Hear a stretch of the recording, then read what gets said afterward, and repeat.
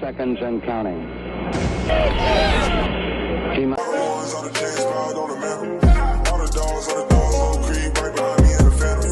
Hey, what's good, guys? It's Clutch City Essam here, back with another video. And the Houston Rockets just drafted Jabari Smith Jr. with the number 3 overall pick.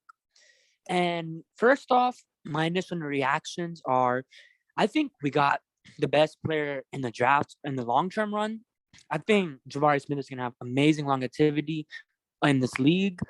His three-point shooting, we all know how good he is of a shooter. Pretty much shoot all over the court, whether mid-range, be on the arc, whatnot, all of that. And then, of course, his defense. He's also known as a pretty good defender around the perimeter and whatnot. So we got ourselves pretty much a 3-and-D player, but he's much, much more than that. I want to talk about a little bit like his fit, how he's going to fit here in Houston with Sengun. Of course, there's a little bit of a discussion if we were to draft Paolo Banchero. How exactly would he and Sengun fit on the same court? How would they, I guess, distribute the ball, share the ball together and whatnot? But with Jabari Smith, you don't really have to worry about that. Jabari Smith, at first at least, he's not going to require much of the ball. Like he's not gonna have to have the ball too much. He's mainly going to be at first a shooter for the main part, and then probably once he starts eases in, gets his handle better, then we'll probably see him get a little bit more of the ball. But just right away, he's probably going to be mainly a shooter for us. And on the defensive side of the ball, he's going to fit very, very nice with Sengun. Jabari Smith, he can pretty much guard all the positions 1 through 5. Maybe, of course, 1 and 2 is going to be a little bit difficult for him. But in terms of like the 3s, the 4s, and the 5s, Jabari Smith should be able to guard all 3 of them. I mean, he's a very good defender, very good feet. Perimeter defense is pretty damn good for the 6'10" guy.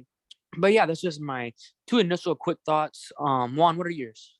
Okay, so I really like the pick. Okay, of course, I think most of us wanted Paolo, but I think in the long run, I think this was for the best because I mean, even before the draft lottery, I think that Chet and Jabari were 1 and 2 respectively.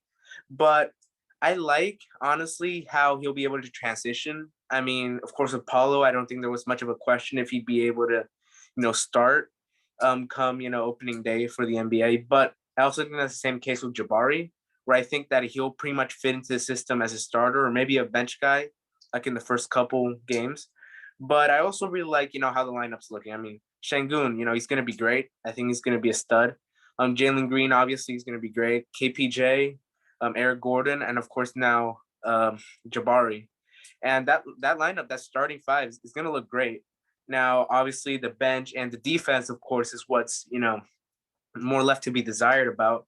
But honestly, I think offensively, I think we are set for a couple of years. I think we need to let the guys develop because, I mean, Sengun and Jalen Green are still like in their second year. So there's still a lot much to learn. And I feel with both the Texans and the Rockets, it's kind of the same story. I mean, you just gotta let the guys develop. I mean, because they're going to be rookies, even though we expect them to be great day in and day out. They're going to have some rough games and whatnot. But I think the starting lineup, I mean, once midway through the season is going to look pretty much Sengun, Eric Gordon, Jalen Green, Jabari.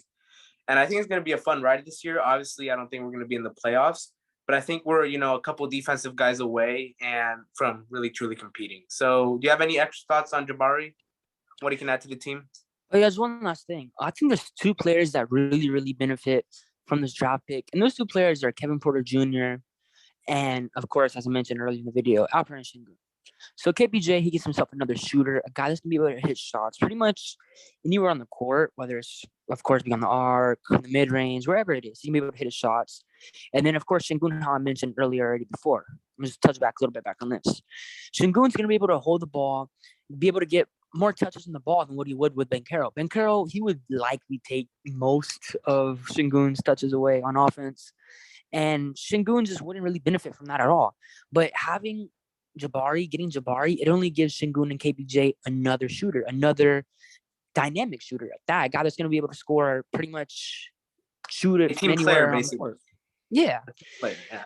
But yeah, those are 2 guys that I think are really, really going to benefit. And I think the Rockets did Sengun. I mean, obviously the Rockets didn't have a choice, but I think this draft pick did a really, really good thing for Sengun. I feel like Sengun, he's probably in good feelings right now, happy that we got Jabari over Banchero, in my opinion, because he's going to be able to have another shooter, more touches on the ball, and yeah, just obvious reasons, I Yeah, I agree with that, obviously. And I feel like, another reason to believe in Sengun that he's going to be, that guy, the center position, is because in the Wood trade, we got pretty much Wood's replacement in some way in Boban, right?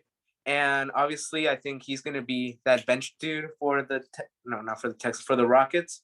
And I think that Sengun really should be happy, considering that, his main competition last year was Wood. And now that he's gone and we've pretty much replaced him on, at least in the depth chart, I think it should give him a lot more reps. And I think this year is going to be the make or break it year for Sengun, to see if he takes what he learned from limited playing time last year and he turns it into, a very solid, capable player for years and years to come. And I think that Jabari fits into the play scheme really well. And compared to the lineup we rolling out a couple years ago, I mean, the heights, you can just look at the heights. Everybody's taller now. And obviously in basketball, it's not like baseball or football where, there's some, you can get by being shorter. And I mean, of course, there's like short players that, still pop off in the NBA. But when you have a tall lineup like that, the physical characteristics can really carry a team, through some of those small ball lineups. And I really think that, we're a year away, aside from this year, from, starting to become contenders. I just think that the only thing we really need to work on is defense. And of course, developing the talent we already have. So if, all the guys we drafted this year and the year prior, become average defenders, even at worst, average defenders with, the talent that they have on the shooting aspect and the offensive aspect, and we go out and get a couple bench guys that can play a really solid defense, I think this team will be really balanced going forward. Oh yeah, definitely agree. Just get a couple more defensive, I guess, key players for this team, whether that's to come off the bench, or maybe another guy to start, maybe a small forward or something like that. Maybe we'll get that tonight. We'll see. Maybe we get a Ethan. Yeah, we can get a player like that. But yeah, that's just pretty much a quick little video. We're probably gonna do another one, probably sometime this week, doing more of a breakdown on our guys that we drafted. This is just a quick little, I guess, thoughts and overview. But yeah, that's been pretty much the video. I hope you guys enjoyed. And it's been Clutch City Entertainment. Ouch. Peace. All right. That was pretty good. Okay, yeah.